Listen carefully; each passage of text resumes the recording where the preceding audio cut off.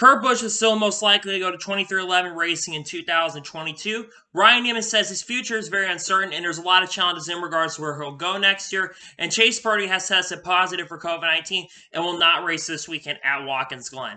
What's going on, guys? It's Daniel, and welcome back to another video. We've got a lot of NASCAR stories discussed here today on the channel. Let's go and just jump straight into those very, very quickly. We're going to start off with Giorgio Magic, as Giorgio Magic will be making his NASCAR Xfinity Series debut at Indianapolis Motor Speedway with the Indianapolis Road Course, driving the number 42 for MBM Motorsports. Giorgio Magic will be the first Swiss driver to race in NASCAR, so he'll be attempting to qualify in the Xfinity Series race, as practice qualifying is going to be back for that event. Now, Giorgio Magic currently races in NASCAR Euro Series. As a matter of fact, his teammate, Loris Haseman, is also going to be on the same team as well at NBM Motorsports. They both race their Hendricks Motorsports in the NASCAR Euro Series, and they will be together once again. Now, I'm not sure how Giorgio Magic is going to do. I don't think NBM Motorsports is that great of a team. We've seen NBM have some decent runs on the road course tracks in the past, but I'm not really expecting a fantastic run. I wouldn't be surprised he maybe gets like a top 25, especially if he's able to qualify an event. And I think Giorgio has the potential to qualify into the event, to be very honest with you, but I'm not sure how he's going to do in that event. But it's really cool to see that we're going to see our first ever Swiss driver race, because there's never been a Swiss driver that has raced in NASCAR. So I think that's one thing that's really, really cool overall. And great to see that Giorgio Magic is making his NASCAR Xfinity Series debut, and hope he's able to qualify into the event as well. And now we're going to jump on to the next story of today's episode. We're talking about Lawless On, as Lawless On is going to be driving for Nice Motorsports for multiple races this year. 2 races for sure he'll be running is Darlington and Phoenix. Now, there may be more races that he's going to run. I don't believe the sponsors or the number has been announced what he's going to drive, but we're making a few select starts with them. Now, my big question overall for Lawless On going over there, is this mean that he's out of Ray Brothers, or is he still driving for them? Because he was supposed to drive for Ray Brothers for quite a few races, or is this a deal with Nice Motorsports that Ray Brothers is doing, and they're getting a few runs with better equipment? Because definitely Nice Motorsports is a better team overall than Ray Brothers are. Instead of competing for potentially top 30s, I think that this team has to potentially get some top 10s, some top 20s. Now, Lawless On in select starts has not been absolutely fantastic, but again, I think it's the equipment that is affecting him more than the driver talent that he has. So I think Lawless On has potential in his select starts. I think eventually has some top 20s and some top 25, especially if you have the right combination of team and driver as well. I think you could have a very, very successful run. Again, I think the goal for them should be top 20. I know that's really, really low goals, especially for the Nice Motorsports coming. But you have to understand the truck series is really, really competitive, and you have a lot of really good drivers in that series. So I think a top 20 overall for Lawless On, I think it's going to be very, very good overall, and hopefully he'll do really, really well, and I'm definitely wishing him the best of luck this weekend and in those weekends, and hopefully he'll do really, really well in events, and maybe he'll get a better opportunity to drive for our team, but I believe that he'll drive full-time for Ray Brothers, so I'm wondering if this is a partnership. I'm not exactly sure, though, to be honest with you. And now we're going to go and jump on to the next story, as we're talking about Chris Wright. As Chris Wright will once again be driving the number 26 for Sam Hunt Racing at the Indianapolis Road Course with iHeartRadio as the sponsor backing. Now, Chris Wright is supposed to run quite a few races this year for that team. He's ran, I think, 5 or 6 races so far for Sam Hunt Racing this year in that number 26 car. And he's had some okay runs with the team, but he hasn't had some fantastic runs with the team so far. He's mainly been focused, I think, in the truck series this year. Ran quite a few races in the truck series, even though there's been other drivers that have driven that 02 truck, as Kaz Garl is going to be driving a 02 truck this weekend at Watkins Glen. So I'm very intrigued to see how this will go. Now, I think the expectations of Chris Wright, like I said, he does have a lot of road course experience, and I've seen some decent runs come out of Chris Wright when it comes to when he races at road courses. That being said, we've also seen the Sam Hunt cars contend for top 10s and top 15s, depending on which driver's in the car, whether it's Santino Ferrucci or John Nemechek. The car seems to be really, really fast. So I think the goal for this car, for him, I think would be a top 20 at Indianapolis Road Course, especially with the iHeartRadio backing and the sponsorship backing, with how good this team, and especially with Toyota backing them really, really well. I think a top 20 is very, very possible. We've seen this car contend for top 10s, like I said, in top 15s, and I think a top 20 is very, very possible for Chris Wright. I think the road course experience especially is going to come into play. I believe he's had some experience here in the GT classes, whatever the IMSA classes that they've had in the past, so hopefully he'll run really, really well. It'd be really good to see him have a strong run, and hopefully he'll get a top 20 at Indianapolis Road Course. He's locked in because the point standings for that team is really, really good, especially if it has some good runs. So he doesn't have to worry about qualifying into the event, but it's really cool to see that Chris Wright once again be back racing for Sam Hunt Racing at the Indianapolis Road Course. And now we're going to jump on to the next story of today's episode, is we're going to talk about Wendell Scott. His family is finally going to receive, it was announced about yesterday during the Wendell Scott Foundation, that NASCAR is finally going to be presenting the trophy that has been away from the team for almost 60 years. In 1963, Wendell Scott won a race, it was at Jacksonville, Florida, but unfortunately they gave the trophy to, I believe, Tim Flock, but they were able to be credited with the win, even though there were issues with that. Due to back in the 60s, there was segregation and racism that was really, really bad. It's still something that is around to this day, but it was really, really bad back in the 60s and even in the 70s as well. But now it looks like that the NASCAR is finally going to present the award to them on August 28th at Daytona International Speedway. Justice finally served after 6 years. We've been waiting for a long time for this to happen. I've been wanting this to happen for a very, very long time, for his family to finally receive it. And the fact that they're finally going to receive that trophy that they should have gotten a long time ago, I think is really, really awesome to see. And a family honestly deserve it. Wendell Scott, of course, is a NASCAR Hall of Famer. I believe he got a NASCAR Hall of Fame back in 2013 or 2014. I'm not really sure what year he got into the NASCAR Hall of Fame. But the fact that the family is finally going to receive that trophy that they've been waiting for such a long time, I think is a really, really excellent story, and justice is finally being served. NASCAR, the way that they've been going, especially with the equality and all that stuff, I think it's great that they are starting to go more in that direction. And the fact that they are finally awarding it, and they should have been a long time ago that they awarded an award, whether Brian Franson is where he probably should have awarded it a very, very long time ago. But the new NASCAR leadership is doing a much better job when it comes to that, and the fact that they're finally giving them the award after a long time is justice served, and it's great news overall for sure. And now we're going to jump on to the next story of today's episode, as we are talking about the NASCAR Awards ceremony.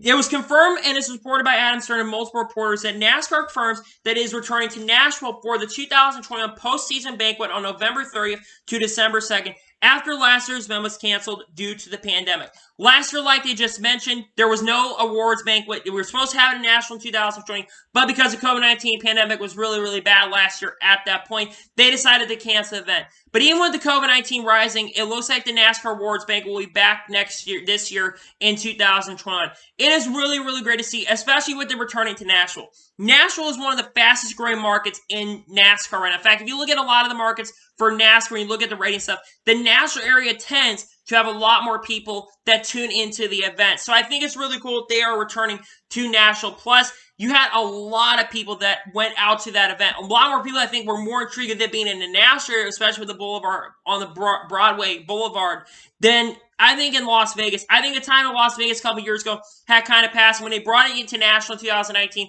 there was a lot of excitement and light. And you look what's been happening in the Nashville area, especially for NASCAR, not just NASCAR, but overall open wheel racing and overall motorsports as well.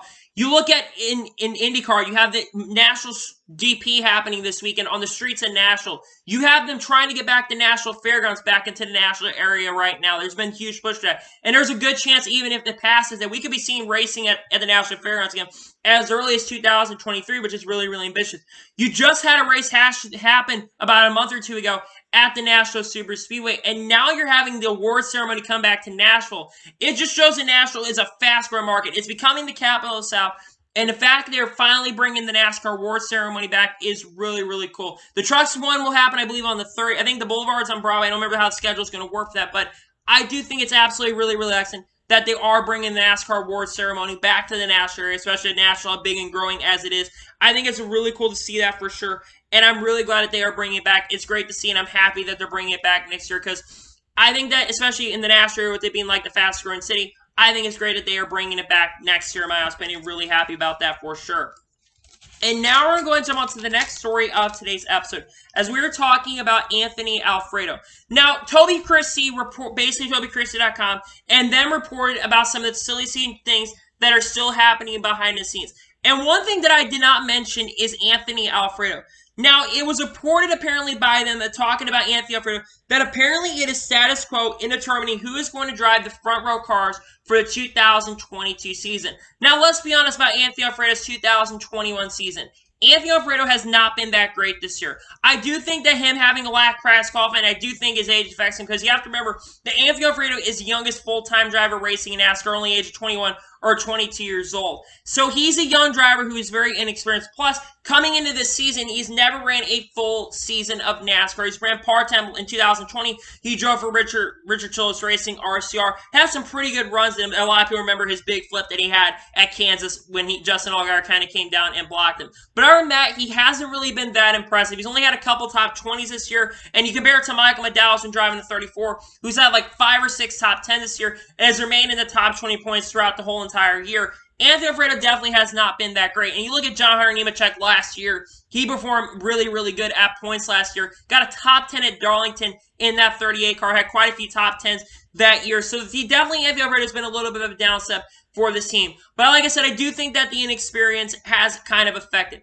That being said, I don't think that there's going to be changes at front row next year. I think that both drivers are currently driving for the front row team, that being Mike McDowell and Anthony Alfredo, I think are going to return to front row next year. Now, maybe a driver like Ryan Newman could come into front row next year. Maybe Matty D comes into there. But I think especially if the Anthony Alfredo bring a little bit of funding and with his social media presence and popularity on social media, I don't think they're going to get rid of both of them, especially Michael McDowell, who basically says he really wants to return to front row motorsports. And I do think next year, if Anthony Alfredo does come back to front row in 2022, I do think Anthony Alfredo is going to perform a lot better than he has this year, especially the more experience he gets, and especially if Pratt's qualifying most likely to come back next year.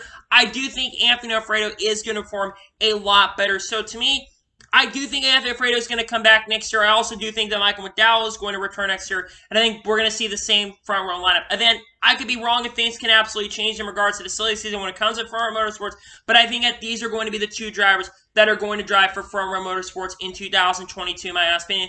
I think it'll be Anthony Alfredo and Michael McDowell. And now we're going to jump on to the first of 3 major stories of today's episode, as we are talking about Ryan Newman. Ryan Newman this past week spoke to Claire B. Lane on Sirius XM NASCAR Radio, and he says that his future is about making the right moves, and that is a challenge as well in regards to where he is going next year. Ryan Newman is currently a free agent at the end of this year, as Brad Keselowski is going to drive in a 6-car. Ryan Newman will not be back at Roush Fenway Racing full-time next year. And he mentioned it's really a big challenge right now to where he's going to go next year. You have to remember that Ryan Newman is a much older driver. He is currently the second oldest full-time NASCAR Series driver at the age of 44 years old. Actually 43, he'll be 44 at the end of this year. Behind Kevin Harvick, who's going to be 46 at the end of this year. He is the second oldest full-time driver. And you look at Ryan Newman the last couple of years, his performances have not absolutely been fantastic. He's had a better year this year in 2021 compared to 2020, where he really struggled after his really bad wreck. And I do think that the wreck has had a major effect on Ryan Newman's performance. And with most rides that have been packed up, I really don't know where Ryan Newman goes next year. There's really only 3 rides available. Maybe College Racing picks him up. I know Ryan Newman does bring a little bit of funding, sponsors still sponsor him. So maybe he goes to College Racing next year, but I do think that other drivers are going to end up at College Racing. They did say they could run full-time if someone brings full backing, but I really think that College Racing is going to choose another driver that does bring following. Maybe GMS, if they do go full-time and they are able to buy one of the cars, maybe from Rick Ware Racing. I don't know. But honestly, I think that this is what's going to happen to Ryan Newman. I think Ryan Newman is not going to find a full-time ride next year. I think Ryan Newman is going to go part-time next year with Roush Fenway Racing. Steve Newmark mentioned during the press conference for announcing Brad Keselowski about 2 or 3 weeks ago, he did mention that they might, if Ryan Newman cannot find a ride, that they might bring Newman in part-time. And I think Ryan Newman should go do maybe like the Terry Labonte route or the Bill Elliott route. I think he should go that route and run part-time with that organization, especially since because Ryan Newman wants to run Bristol Dirt next year, maybe run a Daytona 500, maybe run a few Select of the Crown Jewel races, and his career on a pretty high note. But let's not forget, Ryan Newman has had a pretty good career. Let's be honest with us. He's had a pretty good career for himself. Has won the Daytona 500, has won quite a few NASCAR races, won a lot of poles, has done a lot of things that a lot of other NASCAR drivers have not been able to do. Drivers like Clint Bowyer have not been able to do at this point. Ryan Newman's done a lot, and people don't really appreciate Ryan Newman because everyone thinks he's the blocker of NASCAR, but at the same time, Ryan Newman has had a pretty decent career overall for himself, and if this is his last full-time year, and this is it for Ryan Newman, he deserves a lot of respect for what he's been able to do, and I'm definitely wishing Ryan Newman the best luck, and hopefully he gets to run part-time next year and finish his career, but I do think that this will be Ryan Newman's final full-time season in 2021, in my honest opinion. And now we're going to jump on to the next major story of today's episode, as we are talking about Chase Purdy. It was announced yesterday morning that Chase Purdy had tested positive for COVID-19. Now, they did mention that he has mild symptoms. However, because of this, he will not be racing this weekend at Watkins Glen in the number 23 car. He also will not be competing in the ARC race in the number 63 for Jeff Spraker. The driver that will be substituting for Chase Purdy is going to be AJ Allmendinger, who will be making his first Truck Series start, I believe, since 2008 for Michael Waltrip Racing, or Darrell Waltrip's Truck Series team back in 2008. First of all, Chase Purdy, I want to wish him the best luck. Hopefully he has a very, very speedy recovery and does come back, because this stuff really, really sucks. I've not had it, don't get me wrong, but I'm wishing the best luck to Chase Purdy. Hope he is able to come back really, really soon, because this stuff is not fun to have. And even though he hasn't had the best performances this year, you never wish someone to have issues like this. And we've seen quite a few drivers have issues with COVID-19. Justin Haley, Jimmy Johnson last year, Austin Dillon had it, and now another driver that's had it. And with COVID rising, it isn't a surprise that another driver has unfortunately tested positive for COVID-19.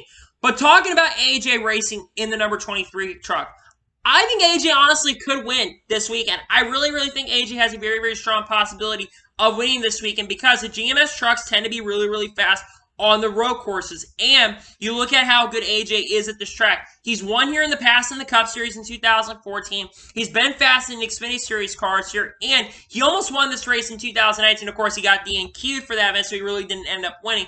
But he's been really fast historically at this track, whether he drives a Cup Series, Xfinity Series, or Truck Series. And I think that AJ really has a very strong shot. Again, I think that he's going to have to go through guys like Sheldon Creed, Ben Rose, John Hunter Nemechek, among Kaz Grall as well, among others who are going to be really, really fast.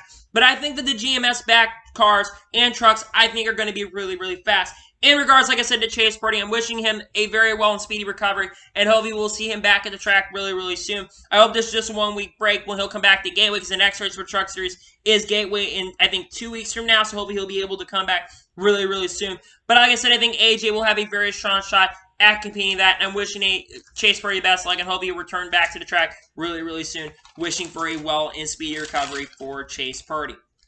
And now we're going to jump on to the final major story of today's episode, as we're going to talk about Kurt Busch. Now, we've talked about this channel quite a few times about Kurt Busch potentially going to 23XI Racing next year.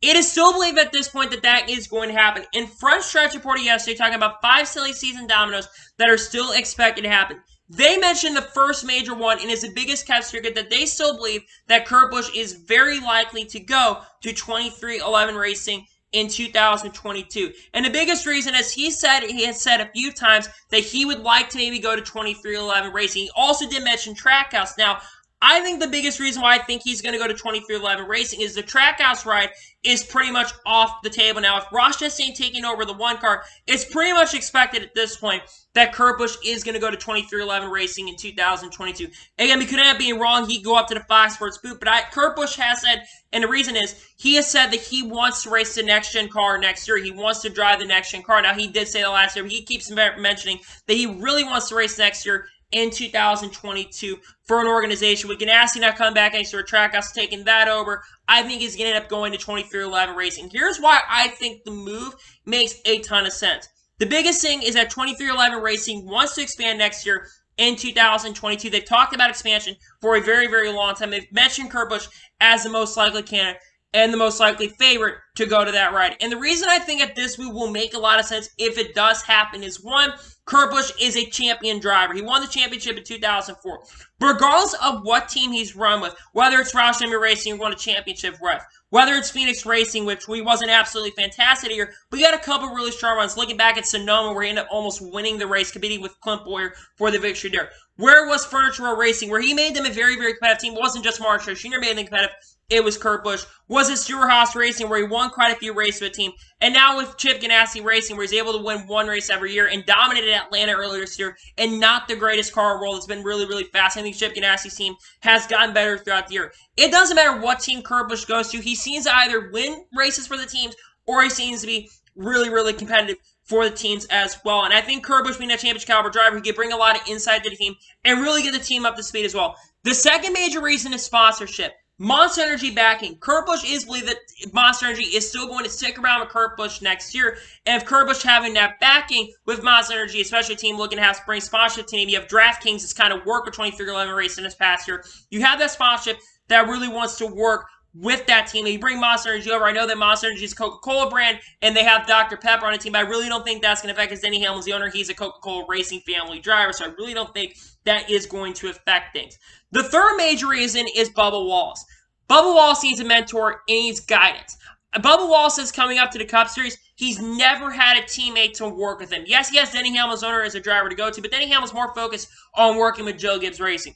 Bubba Wallace, when he drove for Rich Penny Motorsports, he never had a teammate. When he's driven for other teams, he's never really had a teammate. And he was really competitive with Kyle Busch Motorsports. You have to remember that. But Bubba Wallace hasn't been absolutely great with 2311 Racing. And like I said, they need that veteran guidance. And I think Bubba Wallace, with having Kurt Busch there, Kurt Busch become a mentor for him, a mentor figure for him. And I think that having a mentor like Kurt Busch come to your team, I think would be major for Bubba Wallace. I think Bubba Wallace will be able to hone his skills. I think Bubba Wallace is a good driver, but he hasn't reached that great ability yet. And I think bringing Kurt Busch into the team to be more of that mentor and guidance to the team, I think it'd be really good for the team overall. Now, let's talk about expectations if Kurt Busch is to go to 2311 Racing. How well do I think Kurt Busch does if he does go there? I think Kurt Busch will make the playoffs. I think Kurt Busch will absolutely make the playoffs and get 2311 plus. I also think Kurt Busch is going to be able to win with this team. We've seen some decent performances out of the 2311 race camp. Remember, they got a top 5 at Pocono and have had contended for top 10s throughout this year. Unfortunately, a lot of bad luck has hit them. But I don't think Kurt Busch is going to have a lot of that bad luck. I think he's going to come to this team, fix his team from the ground up, and I think that Kurt Busch at least will make the round of 16 next year if he goes there, and I think that he will win a race next year. I think especially how good of a driver Kurt Busch is, I think he'll come into this team and fix him up overall, and I still think that it's going to happen at this point, that he'll go to that team. Again, if Kurt Busch isn't one that does go to the team, what other candidates do they have? I mean, John Ernie Mitchell could be a candidate, but I believe that John Ernie Mitchell's probably going to go to Joe Gibbs Racing next year. A lot of people believe that John Hunter is going to go to Joe Gibbs next year. Maybe they could bring, if they don't get Kurt Busch, maybe they could bring someone like Harrison Bird's going to 21 car next year. Maybe Daniel Hemrick or Brandon Jones, but I still think at this point, it's going to be Kurt Busch who's going to 2311 Racing, and I think the move makes a lot more sense than people realize, and I do believe at this point that Kurt Busch goes to 2311 Racing in 2022. So, anyway, that's for today's NASCAR news video. Well, thank you guys for watching. Please subscribe to the channel to reach us notified when a video does go live on my channel. Follow me on Twitter, Facebook, and Instagram. Support page on the link description below for that, and comment your thoughts on today's video. Do you think at this point that Kurt Busch is 100% going to 2311 Racing, or am I wrong? Let me know in the comments below. And what are your thoughts about all the other stories we discussed here today on the channel? Let me know in the comments below. Anyway, like I said, I want to thank you guys for watching today's video, and I'll see you guys next time for some more great and awesome NASCAR content. Take care, everybody.